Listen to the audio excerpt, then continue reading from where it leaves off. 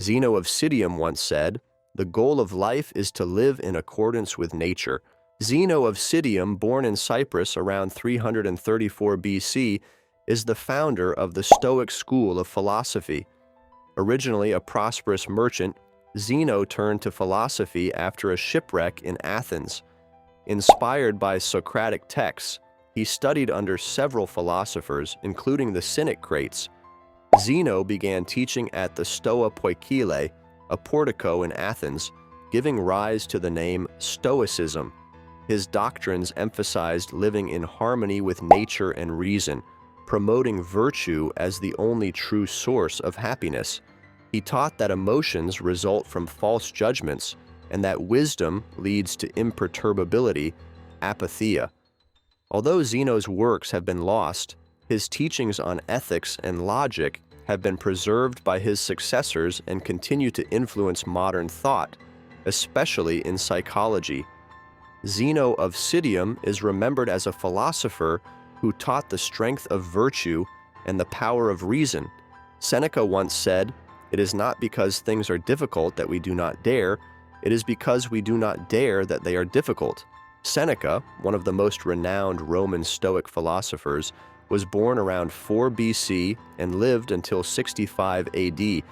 His life unfolded during a period of significant political turmoil in Rome, placing him at the center of events as a statesman, playwright, and advisor to Emperor Nero.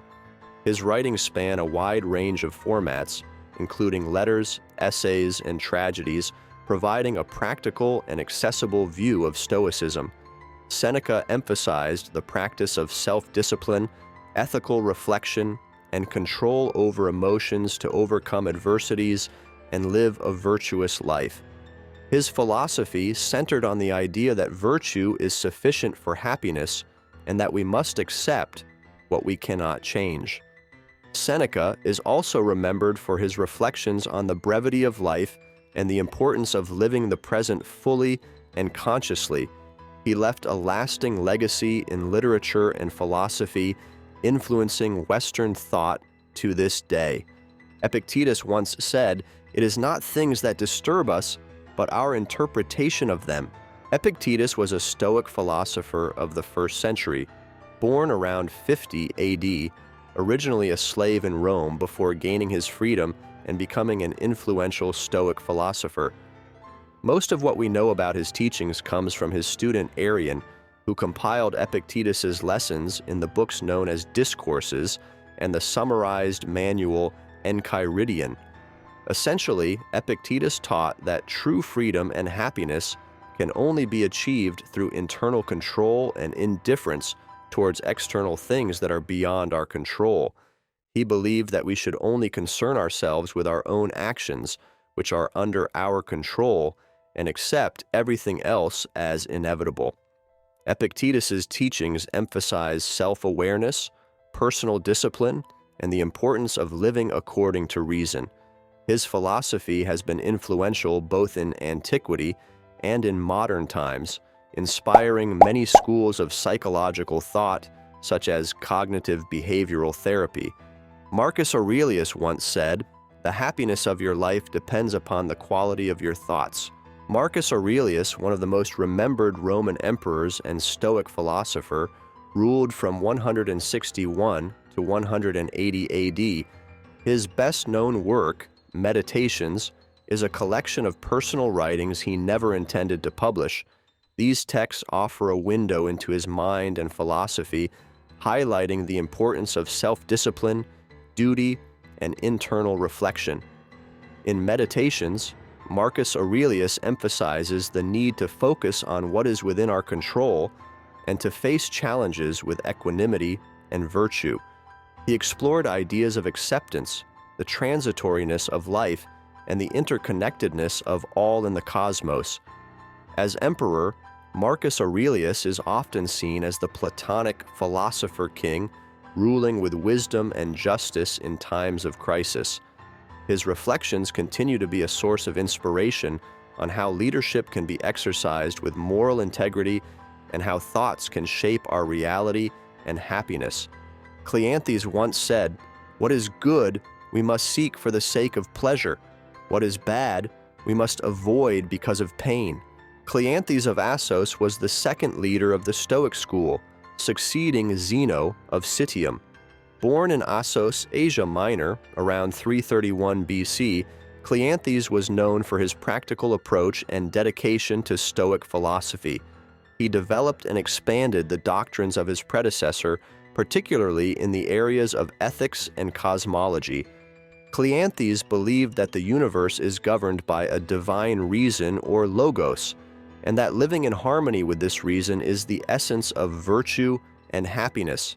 He also emphasized the importance of self-sufficiency, emotional control, and resilience. Cleanthes introduced the famous concept of oikeiosis, which describes the process of appropriation or familiarization, a fundamental idea in Stoic ethics that explains how to develop care not just for oneself, but also for others. His teachings helped solidify Stoicism as one of the major schools of philosophy in Athens. Chrysippus of Soli once said, "No free man owns anything that a slave cannot also possess."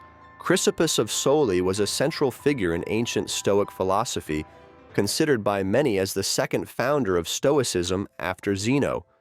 Born in Soli, Asia Minor, around 279 BC, Chrysippus is known for having systematized and expanded the teachings of Zeno and Cleanthes.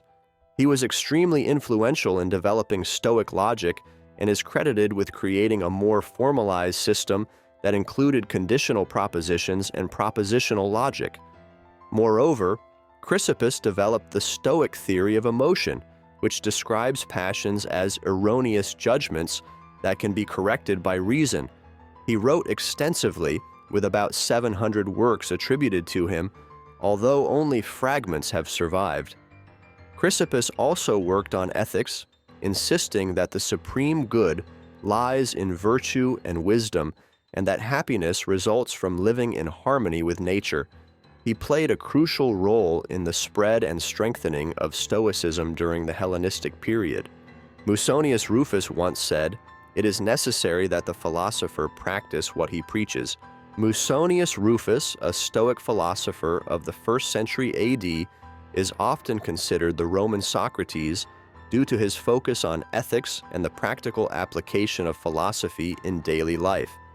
Born in Etruria, Musonius firmly believed that philosophy was not just an intellectual field of study, but a way of life that should be lived virtuously and actively. He emphasized gender equality, a rarity for his time, and advocated that both men and women should receive the same philosophical education and practice the same virtues. Musonius was also known for his asceticism and his ideas about the simplicity of life, including suggestions for a primarily vegetarian diet and minimizing material possessions for a life focused on virtue.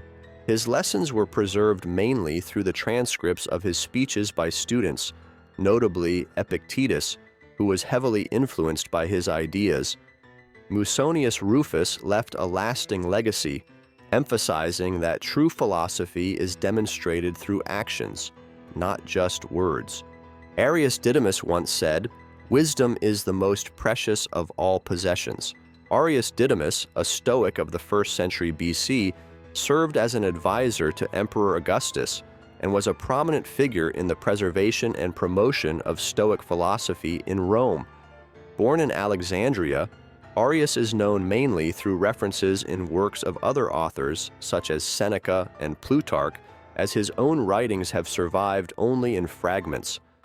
Didymus worked in various areas of Stoic philosophy, including ethics, physics, and logic.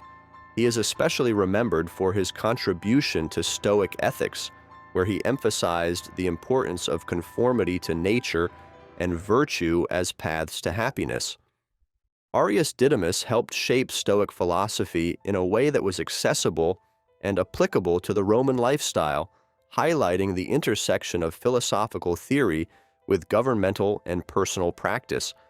His work helped solidify the Stoic presence during the crucial period of transition from the Roman Republic to the Empire. Heraclides of Tarentum once said, The study of nature is also a study of wisdom.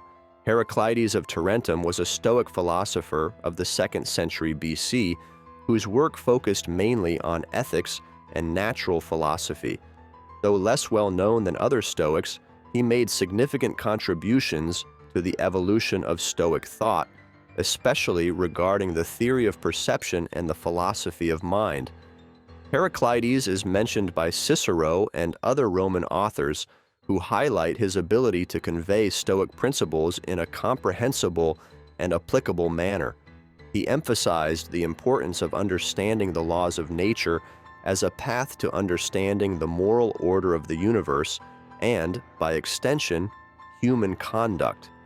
His work suggests an attempt to harmonize philosophical views with practical observations of the natural world, a recurring theme among Stoics who sought a life in accordance with nature seen as rational and orderly.